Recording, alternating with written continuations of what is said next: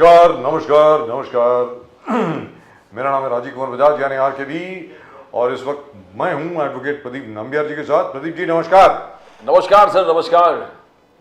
आप सब लोगों को जय हिंद, जय महाराष्ट्र, जय भवानी, जय शिवाजी। प्रदीप जी और मैं इस वक्त हैं नेशन नाउ पर और नेशन नाउ है कहाँ? हमेशा आपके साथ और हमेशा ही आपके साथ रहेगा। आप सबको Vande Mataram. Pradeep ji Vande Mataram. Vande Mataram sir, Vande Mataram. So sir, the things are coming thick and fast. I mean, this is amazing. अभी Chandrayaan 3 Vikram lander and the Pragyan rover has just started to move on the surface of the moon. Exactly. And ISRO has already announced Aditya L1 to be launched on September the 2nd. Exactly sir. Lunar. This is fantastic. That's towards the sun.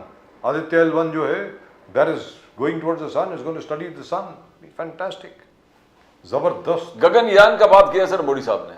Gaganyaan की भी बात sir कही। Yes yes, Mangalyaan, Chandrayaan, Gaganyaan. लेकिन sir date universe is आज।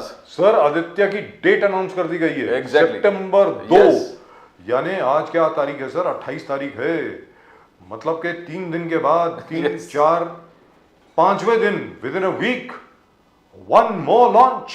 Exactly. This is amazing. This is absolutely amazing. Oh my God. This is Now fantastic. many people dispute when we say the leadership does make an impact.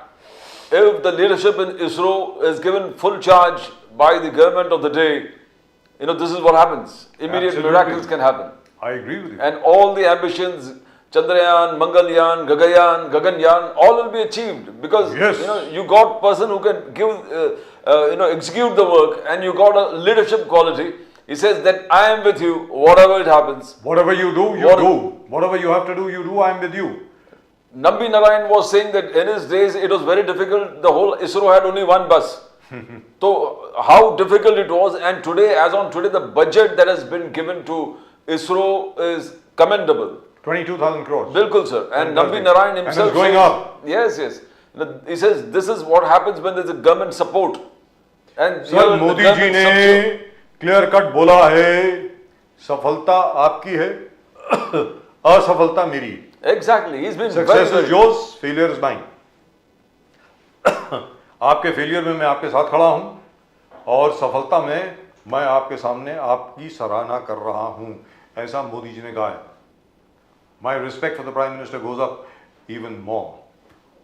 कोई आसपास नहीं है साहब आज की तारीख में नरेंद्र मोदी के। सीधी सादी बात है। I mean, let's be very clear. There is no doubt at all in my mind. बाकी सब लोग जितना मर्जी कह लें, कुछ भी कह लें, ये होने वाला है, वो होने वाला है, साहब कुछ नहीं होने वाला। इस वक्त हमारे साथ हैं भारतीय जनता पार्टी के विनायक अंबेकर साहब। अंबेकर साहब नमस्कार। नमस्ते।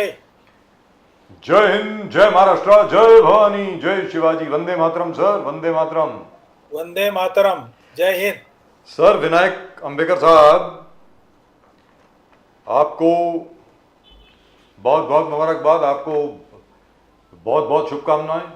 अभी जी, चंद्रयान आपको 3 की सफलता से ही हम लोग बाहर नहीं उठ पाए हैं। हम लोग तो, मुझे तो ऐसे लग रहा है कि हम लोग सब आकाश में उड़ रहे हैं और आदित्य L1 की लॉन्च डेट भी अनाउंस कर दी गई है। Yes sir. September the 2nd. This is amazing. This is absolutely amazing. I mean, और जैसा प्रदीप जी ने अभी अभी कहा, साहब लीडरशिप मैटर्स। सीधी सादी बात। Yes sir. Yes sir. जब कोई प्रधानमंत्री आपके साथ खड़ा हो और आपको कह रहा हो कि भैया जो तुम्हें काम करना करो, मैं तुम्हारे साथ खड़ा हूं, मतलब उससे फर्क पड़ता है। अंबेकर साहब आप क्या कहेंगे इसके बारे में बताएं, 2 शब्द कहें प्लीज। जी, लीडिंग फ्रॉम फ्रंट, ये जो मोदी जी का एक काम करने का स्टाइल है, he prefers to lead the mob from the front side. Yes. वो एक पार्टी का मैटर हो, देश का मैटर हो, देश में कोई डेवलपमेंट करने का मैटर हो, he himself gets involved into it और वो खुद उसका पूरा समझ लेके उसके बारे में उतर जाते हैं। आपको याद रहेगा चंद्रयान 2 के समय में वो खुद जाके इसरो के लॉन्चिंग सेंटर में जिधर कंट्रोल रूम था उधर बैठे थे। इस टाइम वो नहीं गए क्योंकि वो फॉरेन कंट्री में थे, मगर ऑलवेज ही prefers to lead from front. Yes. और वो उनका जो एक विशेषता है उसकी वजह से ये सफलता है। फैंटास्टिक। जननेता। Launch date is September the 2nd, 2023. बिल्कुल बिल्कुल। The time is to be announced. The total budget is 400 crores. Exactly. And the objective of Aditya L1 is to study the gas pattern, coronal heating and solar wind acceleration. और ये मैं अपने दर्शकों को बता दूं, this is not pure science, this is actually applied science. क्या है? ये solar wind acceleration जो होती है ना, solar wind acceleration, इसकी वजह से क्या होता है, जब ब्लैकआउट होता है ना, सोलर ब्लैकआउट जब होता है, यानी आपके जितने मोबाइल फोन हैं सब लोग जब बंद हो जाते हैं ना काम करने, that happens because of the solar wind acceleration. There is major sunspot activity which takes place on the sun. There is a solar storm and it affects all your satellites. तो उसका क्या पैटर्न है, क्या वो regularly होता है, किस तरीके से होता है, nobody in the world has studied it up till now. ISRO will be the first. Sir, Pradeep ji आप कुछ बोल रहे थे? No, it depends. I mean, we're talking about the leadership. Ambedkar ji, I mean, leadership is absolutely evident with the BJP social media. इसको चीज को highlight करें, 2014 तक the space science and technology budget was only 5,400 crores. 2022 it went tripled to nearly 15,000 crores. That is 14,217 crores. और जैसे Nambi Narayan ji interview में बोल रहे थे कि उनके वक्त से एक बस दिया करते थे पूरे इसरो को, और उस बस में भर भर के लोगों को घुमाना पड़ता था कि किधर क्या जाना है, किस प्रकार से जाना है. तो this is a change in leadership. The investments in science and technology, Mr. Modi saying Mangalyaan, Chandrayaan और Gaganyaan. Now he has kept his targets absolutely clear. उन्होंने horizon define कर दिया है कि आपको यहाँ तक पहुँचना है. Now this is what you're doing. This is what leadership is called. But the Congress says Rahul Gandhi is Jannayak public के बीच में बैठने वाले हैं, and he uses some derogatory words about the current Prime Minister. कैसे देखते हो sir? Rahul Gandhi, the Prime Minister material. That's what you see, the Congress projecting. How do you see it, sir, Ambedkar sahab? Rahul Gandhi is a frustrated material. He cannot do anything.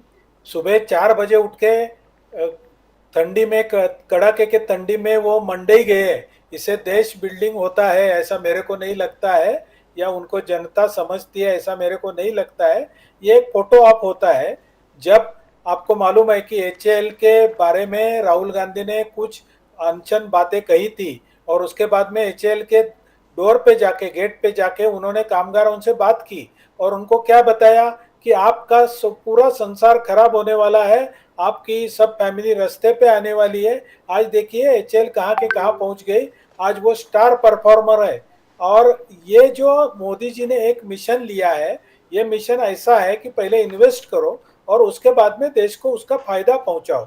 जैसा आप space की बात कर रहे हैं, हम तो खाली ये देख के खुश होते हैं कि सॉफ्ट लैंडिंग हो गया, मगर सॉफ्ट लैंडिंग मोदी जी का विजन नहीं है.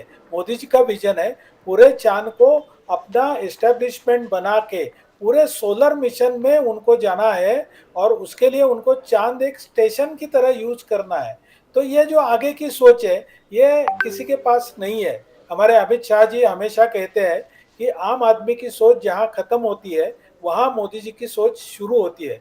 तो यही सही है एक्चुअल में, क्योंकि मोदी जी जो सोच सकते हैं, जैसा है अभी स्पेस मिशन है, स्पेस मिशन को कमर्शियलाइज कैसा किया जाए, उससे देश को कैसा फायदा पहुंचा जाए. आपको मालूम है कि ये जो स्पेस की इकोसिस्टम है उसमें 400 इंडियन कंपनीज जुड़ गई है, उसमें बहुत से स्टार्टअप्स है, और उन सबको अभी पूरे वर्ल्ड से ऑर्डर्स मिलने वाली है. कोई ये पार्ट बनाता है, कोई वो मशीनरी बनाता है, कोई वो टेक्निक बनाता है. तो ये सब लोगों को अभी चालना मिलेगी. और ये जो एक स्पेस, सर वो तो आप आगे की बात कर रहे हैं. अगर अभी की भी बात करें, जैसा प्रदीप जी अक्सर कोट करते हैं यहीं पर इसी शो में, already ISRO has earned $157 million and over 200 million euros. वो पैसे तो अभी तक इसरो कमा चुका है by putting the satellites of foreign countries, of other countries into space. ISRO is already a profit center.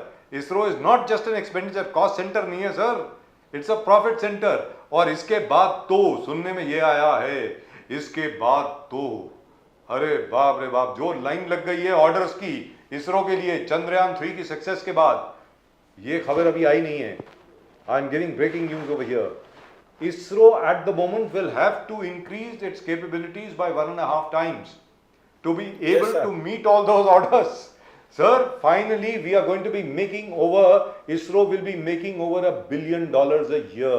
वो वक्त दूर नहीं है, 2-3 साल के अंदर इसरो $1 बिलियन से ऊपर कमाएगा हिंदुस्तान के लिए, ये होने वाला है सर। अंबेडकर साहब, और आपको इसरो लगता नहीं है अकेला नहीं एज एन कमाएगा। Indian you feel proud? आपको लगता नहीं है we really feel proud as an Indian? Yes, we should be proud. और इसरो अकेला नहीं कमाने वाला, मैंने जैसा बोला इसरो जी। के इकोसिस्टम में 400 कंपनियां जुड़ गई है, उसमें बहुत से स्टार्टअप भी है, और ये सब लोग कमाने वाले हैं। They are going to be international stars in coming years. जी। आज भी कांग्रेस राहुल गांधी मल्लिकार्जुन खड़गे वही चीज चिल्ला रहे कि एमएसएमईज हैव फ्लॉप, 20,000 एमएसएमईज बंद हो गया। राहुल गांधी आगे जाके कह रहा है कि the greatest obstacle for development of MSMEs is 18% GST. आपने 18% मोदी सरकार ने जीएसटी इंपोज कर दिया है एमएसएमईज में, 20,000 of them have shut. He goes further to says वह 2 करोड़ जॉब्स मोदी जी ने प्रॉमिस किया, वो कहां पर है? 2 करोड़ एवरी ईयर, 15 लाख, फिर वही 15 लाख, और फार्मर्स डबल इनकम। ये राग चलता रहेगा अंबेडकर साहब जब तक इलेक्शन नहीं होता। इसके पास आपको you need to have a definite answer when he saying 2 crore jobs. I think Modi साहब ने प्रॉमिस किया था। तो where have we gone wrong Ambedkar साहब? Where is the BJP gone wrong? BJP has not gone wrong, he has gone mad. Basically उसको ये समझता नहीं है कि 2 करोड़ जॉब नहीं है, 2 करोड़ रोजगार है। और ये रोजगार में क्या आता है? सेल्फ एम्प्लॉयमेंट भी आता है, छोटे मोटे जो उद्योग है वो भी आते हैं, और उसमें रास्ते पर का पथरी वाला से लेके तो इंडस्ट्रियलिस्ट तक सब लोग आते हैं। तो ये जो 2 करोड़ एम्प्लॉयमेंट जनरेशन है, ये एम्प्लॉयमेंट का मतलब उसमें सेल्फ एम्प्लॉयमेंट भी इंक्लूड है, ये उनको समझता नहीं, या फिर वो जानबूझकर ये बात करते रहते हैं। आपने आज ये ध्यान देना चाहिए कि जन धन योजना का आज 9th एनिवर्सरी है। जी। 9 साल पहले वो योजना शुरू हुआ था। आज देश में 50 करोड़ लोगों ने, जो भारतीयों के पहले कोई भी बैंक अकाउंट नहीं थे, उनके बैंक अकाउंट खोले गए हैं। और ये लोग चिल्ला चिल्ला के कहते थे कि ये बैंक अकाउंट में कोई पैसा नहीं है। मैं आपको भरोसे के साथ कहता हूं कि ये 50 करोड़ से ज़्यादा बैंक अकाउंट में 2 लाख करोड़ से ज़्यादा आज पैसा है, डाला हुआ है लोगों ने। और उसमें से 36 करोड़ लोग जो है वो रुपए कार्ड यूज कर रहे हैं, क्रेडिट कार्ड यूज कर रहे हैं। तो ये सब चीज जो है, ये जो डेवलपमेंट है, उसको वो जानना नहीं चाहते, या जान के भी बोलना नहीं चाहते। वो एक शब्द को लेके कि मोदी जी ने बोला था कि इतना पैसा फॉरेन में है, वो यदि इंडिया में आता है तो आपके हर एक भारतीय के खाते में 15 लाख तक पहुंच सकता है। तो उन्होंने पकड़ा कि मोदी जी आपको 15 लाख रुपए देने थे। तो ऐसा तो कोई बात नहीं हुआ था। Sir, I must clarify. तो एक मिनट अंबेडकर साहब, एक मिनट। ये कई बार यहां पर बात हो चुकी है, किसी भी भाषण में आदरणीय सम्माननीय प्रधानमंत्री नरेंद्र मोदी जी ने कभी भी नहीं कहा कि मैं तुम्हारे खाते में 15 लाख रुपए डालूंगा, कभी नहीं कहा।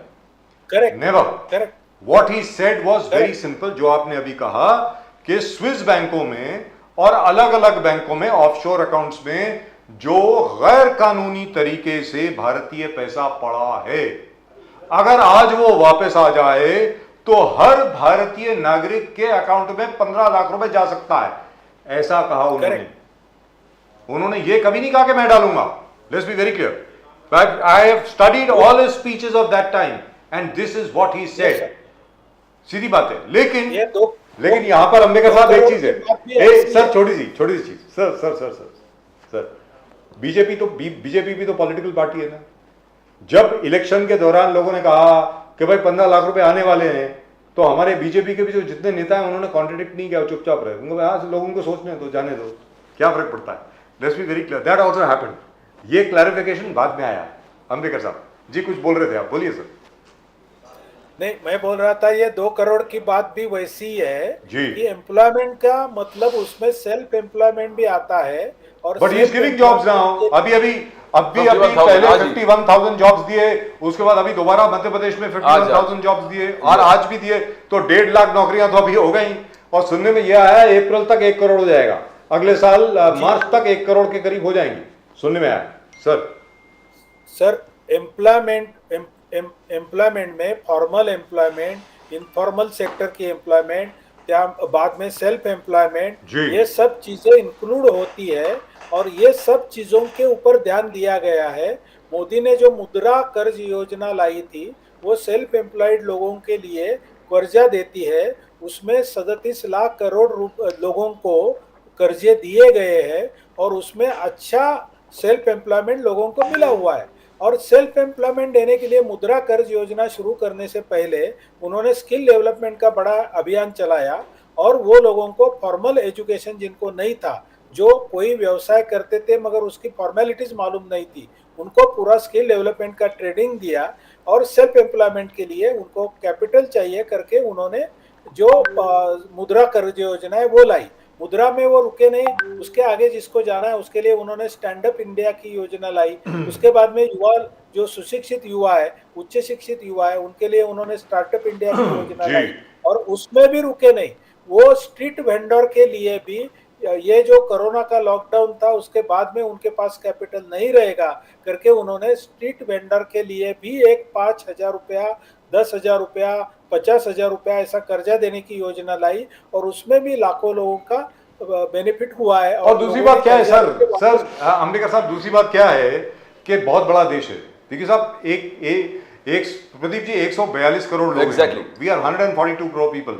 आप यहाँ पे जितना भी कर लीजिए, अगले 10 साल के लिए it will not be enough. Let's be very clear. क्या है, करेक्ट, आज भी फॉर एग्जाम्पल अगर आप पिछले आप 9 साल देखें, तकरीबन कितने, क्या फिगर है प्रदीप जी, 23 करोड़ 24 करोड़, 23 के 24 करोड़ लोगों को गरीबी रेखा के ऊपर लेकर के आया है Bharat. Big jump. Yes, yes. Sir that's a world record, that's a world record. Yes. लेकिन 142 करोड़ लोगों के देश में 23-24 करोड़ क्या होते हैं सर? तो लिहाजा बहुत लोगों की मदद हो रही है, लेकिन इसमें काम बहुत करना है, इसमें कोई दो राय नहीं है। So what ever you do will not be enough. और कहीं ना कहीं कोई ना कोई तो गलती ढूंढेगा ही, वही आजकल हो रहा है। लाइक फॉर एग्जाम्पल, अगर जो काम करेगा वही गलती करेगा ना सर। आज मोदी जी ने कोई राह दी है, कोई डायरेक्शन दी है, और अगर काम पूरा नहीं हुआ तो कांग्रेस को चांस मिलेगा। मेरा सिर्फ ये सवाल है जो सवाल एक्चुअली बीजेपी को पूछना चाहिए, and since I am not in the BJP is not paying me anything, which is my grouse with the BJP, कि आप लोग मुझको कुछ देते नहीं हो और मुझसे सवाल पूछवाते हो। सीधी बात है सर। सर कांग्रेस का और इंडिया का ऑल्टरनेटिव प्लान क्या है? सर बीजेपी का क्या प्लान है सबको मालूम है। आज की तारीख में नरेंद्र मोदी जी का क्या प्लान है, किस तरीके से अर्थव्यवस्था ठीक होगी, किस तरीके से भारत आगे बढ़ेगा, किस तरीके से साइंस एंड टेक्नोलॉजी में हम एक बहुत बड़ी शक्ति बन रहे हैं, किस तरीके से पूरे विश्व में भारत का भी नाम हो रहा है, वो सामने है सबके। इसका विकल्प क्या है? आपको अभी तक समझ में आया है कि जो इंडिया अलायंस है, what is the alternative they are presenting? आपको अभी तक समझ में आया तो बताएं सर। बिल्कुल कुछ समझ में नहीं आया है। उनके तो अभी तक के दिन जो है वो कोऑर्डिनेटर कौन रहेगा इसमें जा रहे। आज सुबह नीतीश कुमार जी ने बोल दिया कि मैं तो कोई कोऑर्डिनेटर बनने वाला नहीं हूं, क्योंकि उन्होंने बेंगलोर का जो एक्सपीरियंस लिया उससे वो नाराज हो गए हैं। तो उन्होंने आज साफ बोला है कि मैं कोई कोऑर्डिनेटर वगैरह बनने वाला नहीं है। और उनको पहला तो उनका महीना 2 महीना चले जाएगा कोऑर्डिनेटर कौन है वो ढूंढने में। अभी ये जो कॉमन मिनिमम प्रोग्राम करके एक बात करते हैं, वो कॉमन मिनिमम प्रोग्राम का वर्ड भी अभी तक उन्होंने ये कोई भी मीटिंग में लाया नहीं है। तो उनके दिमाग में अभी तक वो बात ही नहीं है।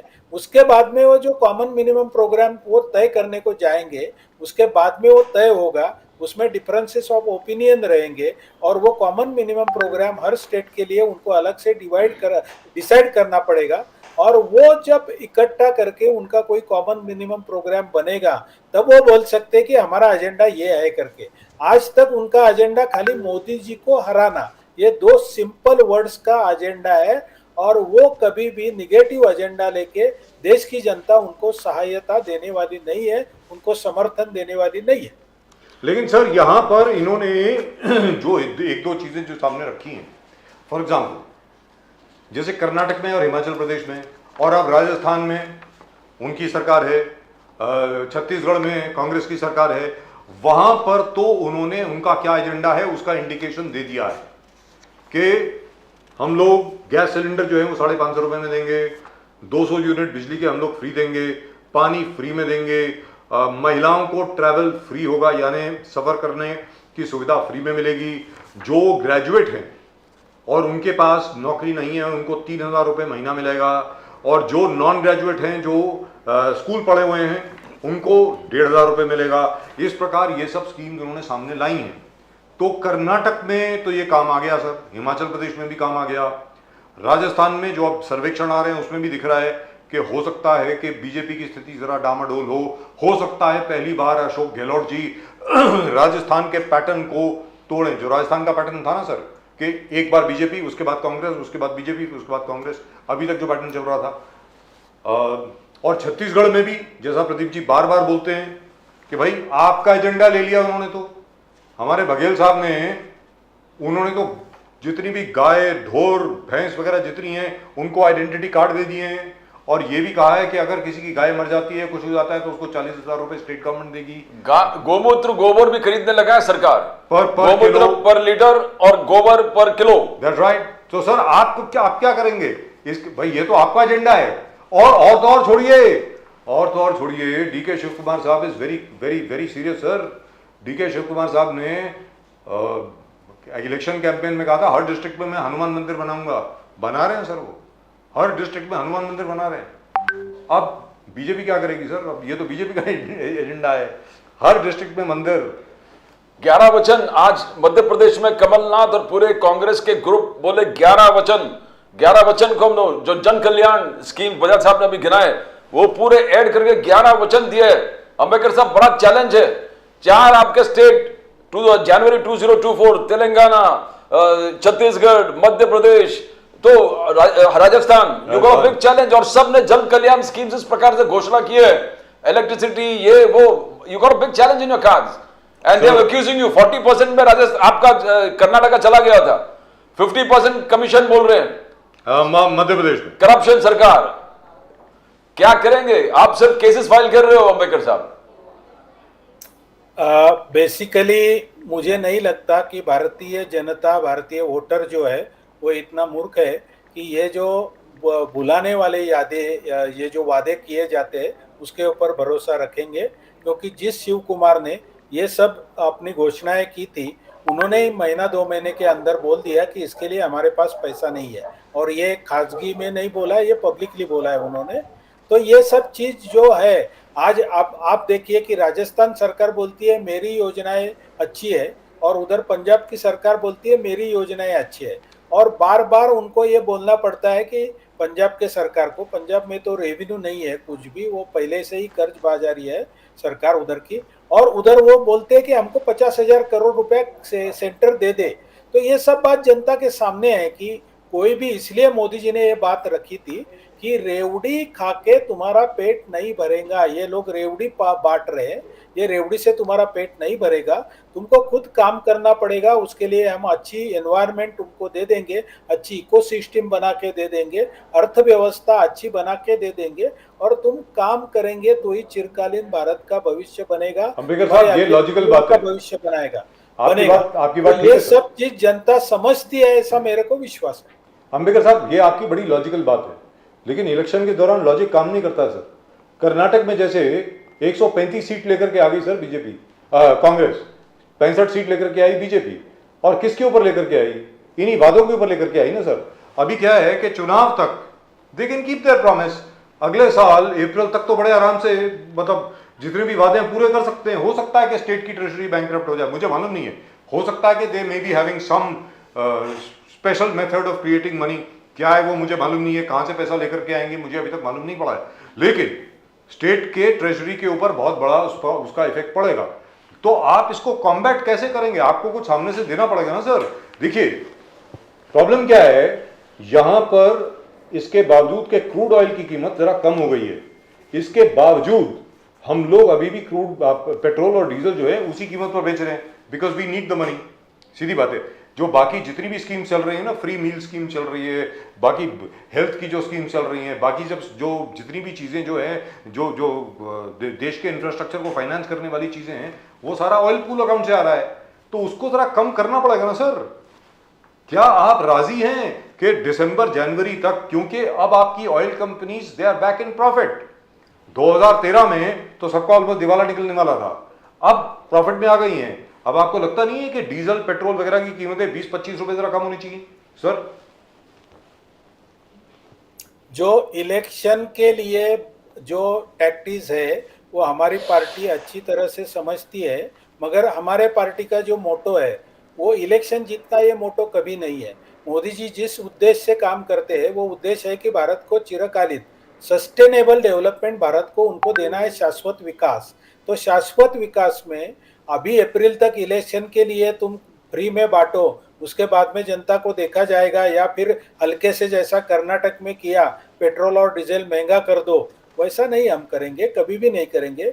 भले इलेक्शन जीतना या हारना ये हमारे लिए बड़ी बात नहीं होती। बीजेपी ये देश के लिए काम करने वाली पार्टी है, तो देश का हित जिसमें है, देश का हित किसमें है, तो देश का हित सस्टेनेबल डेवलपमेंट में है। तो आप समझो फ्रीबीज में पैसा सब जुटाएंगे, तो मोदी जी ने जैसा बोला आप विकास के काम के लिए कोई भी पैसा लगा नहीं सकेंगे। अभी बहुत सी स्कीम्स है, सेंटर उनको पैसा देने के लिए तैयार है कि हमारा 40% ले लो, तुम्हारा 60 डालो, हमारा 60 ले लो, तुम्हारा 40% डालो, मगर वो लोग ये स्कीम्स लेने को तैयार नहीं है क्योंकि उनको पैसा नहीं है उनके पास। तो इसके सिवा डेवलपमेंट नहीं होगी। अभी आप ही बोल रहे थे कि पॉपुलेशन बहुत स्पीड से बढ़ रही है, तो अपनी डेवलपमेंट, अपना इंफ्रा, अपनी इकोसिस्टम, अपने अर्थव्यवस्था उतने ही स्पीड से बढ़ना चाहिए। इसके लिए वो अर्थव्यवस्था में पैसा डालने की जरूरत है, ना कि लोगों के खिस्से में पैसा डालने की जरूरत है या फ्री में बांटने की जरूरत है। तो इसके लिए अभी मैं आपको एक सिंपल सा उदाहरण देता हूँ कि ये जो फूड सिक्योरिटी एक्ट आया और उसके तहत कोई फ्री अन्न मिलता है बहुत से लोगों को। जी। तो मैं अभी अभी कोकण में गया था, तो कोकण में अभी ऐसा हो गया है कि पहले से ही उसमें जो खेती है वो छोटे छोटे होल्डिंग हो गए हैं, तो वो खेती परवड़ती नहीं है। वो लोग क्या करते हैं, उन्होंने चावल उगाना बंद कर दिया है, कोई भी मेहनत करने को नहीं जाता है। वो 3 रुपए में किलो में जो चावल मिलता है वो लाके मुंबई से जो उनकी मनी ऑर्डर आती है उसके ऊपर जीता है। तो ऐसे करके अपना वर्क कल्चर जब ये कांग्रेस या और लोग खराब करेंगे तो आगे चल के भारत का कोई भी भवितव्य अच्छा नहीं होगा। यदि अपनी इकोनॉमी अच्छी रहनी चाहिए तो लोगों ने मेहनत करनी ही चाहिए, उनको सब चीज फ्री में देंगे तो उनको गवर्नमेंट ने क्या देना चाहिए, तो गवर्नमेंट ने उनको फैसिलिटेट करना चाहिए, उनके लिए सुविधाएं तैयार करनी चाहिए, जो मोदी जी कर रहे हैं। आज इंफ्रा डेवलप कर रहे हैं, इकोनॉमी डेवलप कर रहे हैं, पीएलआई स्कीम ला रहे हैं, इंडस्ट्रीज को स्कीम दे रहे हैं, तो ये सब चीज करना चाहिए। Government is a facilitator, government is not a money distribute करने वाला आदमी नहीं है गवर्नमेंट। ये रोल जो है वो इलेक्शन के लिए ये लोग करते हैं, तो ये भारत के विरोधी लोग हैं, ऐसा मेरा स्पष्ट कहना है। जननायक वर्सेस अभिनेता, जननेता वर्सेस अभिनेता। कांग्रेस का कहना है राहुल गांधी जन नेता है। रोड बाय रोड जाके पहले ट्रक चला के लोगों को बीच में गए, ट्रकर्स के बीच में उनके समस्या। हाल ही में लद्दाख में गए थे मोटरसाइकिल लेके और गली गली जाके सब लोगों से पूछा। उन्होंने कहा, तो आपने सुना ही वो क्या कहना कि our grazing land is in Chinese possession, our people are unemployment, and then the Congress says our unemployment figures are astronomical. 51% of the youth are unemployed. Ambedkar Sahab, that is the Congress's charge. तो जब अमित शाह जी ने कहा कि you furnish, let the Congress, Amit Shah ji ने बोला कि you furnish your 50 years report card, 50 साल के रिपोर्ट कार्ड आप फर्निश करो, तो खड़गे साहब ने बहुत बड़ा लिस्ट निकाला। बोले कि लिटरेसी हमने 18% से 74% लेके आया, फीमेल लिटरेसी 7% था, 65% तक कांग्रेस ने लेके आया, इन्फैंट मोर्टालिटी रिड्यूस कर दिया। तो Ambedkar sir they also coming out figures, but ये राहुल गांधी जी जो ट्रक चला के लोगों को बीच में जा रहा है, जो मोटरसाइकिल लेके लोगों को बीच में जा रहा है, तो how you going to challenge that? He is among the people all the time and he says that unemployment has increased phenomenal 51% sir. Ambedkar साहब देखिए, एक कोई भी देश का हेड रहेगा, नेशन हेड, या कोई भी कंपनी का हेड रहेगा, या कोई भी फैमिली का हेड रहेगा, उसको फैमिली के प्रॉब्लम्स को समझना चाहिए। वो प्रॉब्लम सॉल्व कैसे करना, इसके लिए उसके पास एक प्लान होना चाहिए और उसने 24/7 उस प्रॉब्लम सॉल्व करने को प्रयत्न करना चाहिए। लोगों में मैं घूमा, कोई पथरी वाले के पास गया, किधर मोटरसाइकिल में रिमोट एरिया में गया, उससे कोई प्रॉब्लम सॉल्व नहीं होता है। प्रॉब्लम सॉल्व करने के लिए 2 चीज चाहिए, एक तो एडमिनिस्ट्रेशन का एक्सपीरियंस चाहिए, उतना वास्ट नॉलेज चाहिए इंडियन इकोनॉमी का, और तीसरी बात चाहिए जो उसके लिए लगाव चाहिए। तो पहले 10 साल में जब यूपीए की गवर्नमेंट थी, तब राहुल गांधी ने कौन सा एडमिनिस्ट्रेटिव एक्सपीरियंस लिया, कौन सी इकोनॉमी का स्टडी किया और कौन से स्कीम्स लाए, ये चीज आप मेरे को बताइए। जनता ये सब जानती है कि वो खाली फोटो ऑप्स कर रहे हैं। फोटो ऑप करने से जनता का पेट भरने वाला नहीं है। जनता का पेट भरने के लिए हेड ऑफ द नेशन ने 24/7 अपनी सर्विस देना चाहिए। और उसको इतनी, इंडिया में इतनी वैरायटी है, इतना वास्टनेस है, तो उसके लिए सबके लिए इकट्ठा रखने के लिए उसको उतना नॉलेज चाहिए। एडमिनिस्ट्रेशन का बोलो, इंडियन सोसाइटी का बोलो, डिफरेंट प्रॉब्लम्स का बोलो, तो ये सब नॉलेज उनके पास कहाँ है? Right? तो ये Thank you बात so much, करने sir. से अच्छा, one local subject about Sharad Pawar, because Fine, Sharad sir. Pawar जी ने बोला, अंबेडकर साहब, the winds of change have come. Sharad Pawar साहब बोल रहे कि there is imminent change होने वाला है। ये जो फडणवीस साहब के और Ajit Pawar and Eknath Shinde government has to go. इसे मैं गली गली हर डिस्ट्रिक्ट में घूम रहा हूं, I can see the change, I can feel the change. तो do you think that the way Uddhav Thackeray ji जिस प्रकार से उन्होंने फडणवीस साहब पे कुछ का आलोचना किया, अलग अलग एकनाथ शिंदे जी पे आलोचना किया, शरद पवार जी जैसे सब जगह घूम रहे, उद्धव ठाकरे जी घूम रहे सब जगह, is this going to be a serious threat to this particular government, current government? Do you think the earlier MVA, which is now India, will give up this? Because even now the latest statistics India Today ka, it is 28-20 Ambedkar sahab, 28 to Uddhav Thackeray, Sharad Pawar and 20 to BJP led alliance. तो दोनों का घूमना क्या बहुत प्रभावित होकर vote और swing होगा उस तरफ towards the Congress? How do you see it Ambedkar साहब? बेसिकली ऐसा कुछ होगा नहीं है, क्योंकि ग्राउंड में जो लोगों को एक्सपीरियंस करने को मिलता है, जैसा समृद्धि महामार्ग है, समृद्धि महामार्ग से ये महाराष्ट्र के 10 जिलों को इकट्ठा लाके बंबई से जोड़ा गया है। तो ये जो डेवलपमेंट है उनके समय में नहीं हुआ था, और उनके समय में का जो करप्शन है वो भी लोगों को मालूम है। तो वो लोग क्या कर रहे हैं, वो एंटरटेनमेंट कर रहे हैं लोगों की। वो गाली गलौज करते हैं, गंदे शब्द यूज करते हैं, मिमिक्री करते हैं, जिसको मराठी में हम टोमना बोलते हैं, वो टोमनेबाजी करते हैं। तो उससे कुछ नहीं होता। लोगों को मालूम है कि he doesn't have any plan to govern Maharashtra, development of Maharashtra के बारे में उद्धव ठाकरे जी के पास कोई भी प्लान नहीं है। 2.5 साल में जो आदमी 2 दिन खाली मंत्रालय में गया, वो आदमी क्या महाराष्ट्र की डेवलपमेंट करेगा? वो खुद की डेवलपमेंट करेगा ना। ये महाराष्ट्र की जनता समझती है। तो ये जो सर्वे वगैरह आते हैं, वो सर्वे के बारे में मैं कुछ कमेंट नहीं करना चाहता हूं, क्योंकि मैं उसको देखा नहीं है। उनका क्या ये था, ऑडियंस क्या था वगैरह, वो मेरे को मालूम नहीं है। मगर ये सर्वे के बारे में हमको कोई चिंता नहीं है। हमको ये मालूम है कि जो ग्राउंड में काम दिखता है, वो काम जनता सराहनेगी और जनता हमको पार्टी को ये उनके वोट्स देंगी, ये हमको पूरा विश्वास है। Ambedkar Saab, thank you so much. Great Yes, sir. pleasure as usual talking to you. Thank you very much. Namaskar, sir. Vande Mataram and congratulations again. Aditya Jai Hind. L1. L1 of course stands for the Lagrange point.